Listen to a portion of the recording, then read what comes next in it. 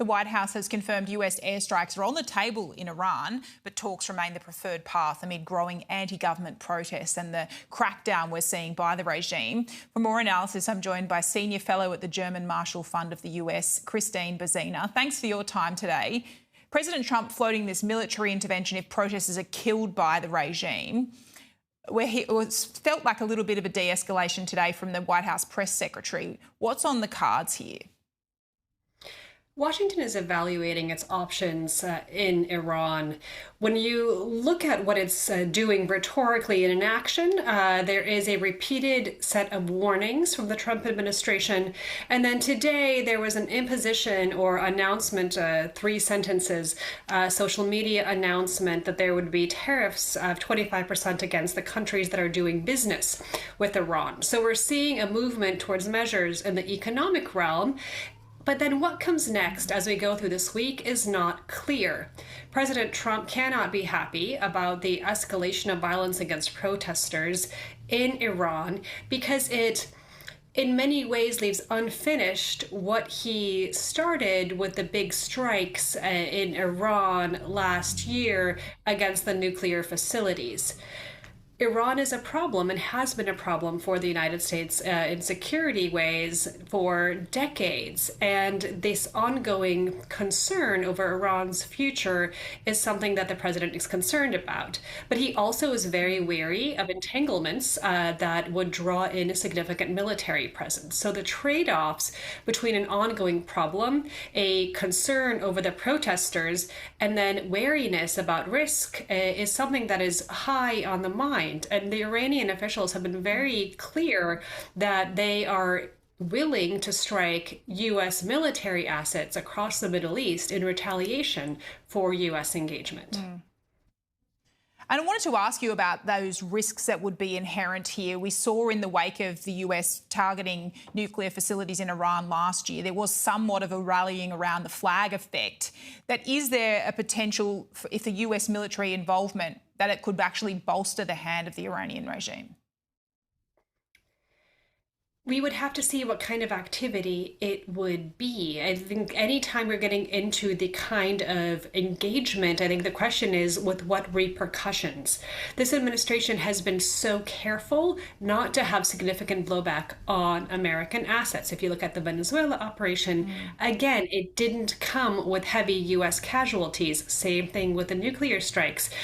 Now, involving the US or US assets in further activity entails greater risk. And as we're getting to the 1-year mark for this second term for President Trump, risk wariness is a concern. Also, what does it mean for the US to engage military in the Middle East? So much of this is what the Trump administration has been seeking to undo from past administrations. And we're seeing today on Truth Social, the president confirmed that he's imposing new tariffs on countries that trade with Iran, a 25% tariff of business they do in America. What does that sort of economic pressure when it comes to Iranian partners, how does that play out on the ground in Iran? Well, this is a question of who dares to be friends with Iran right now. On the one hand, this is a question about Iran, about the protesters, and about security in the Middle East. But the question of Iran also falls into a broader rubric of alignment between actors that are anti-American or anti-Western around the world. And so you see the support of Russia and China be very important in Iran.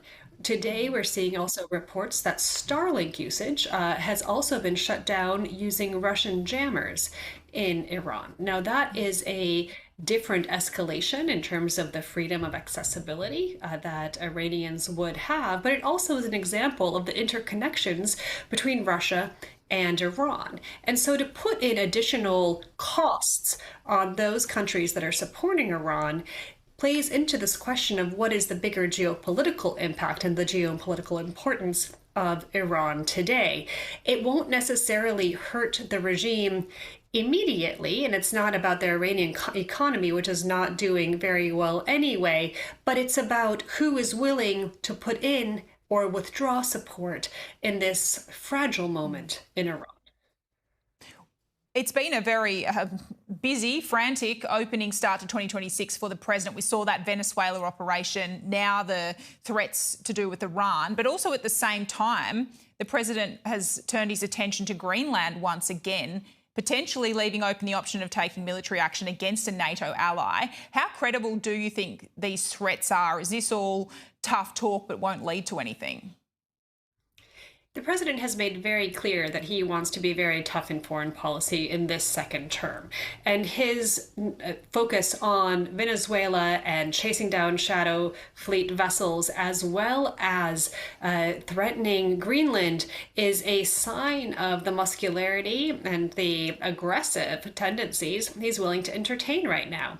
There is a difference, though, between the way he would behave with Venezuela and the way he would behave with Greenland.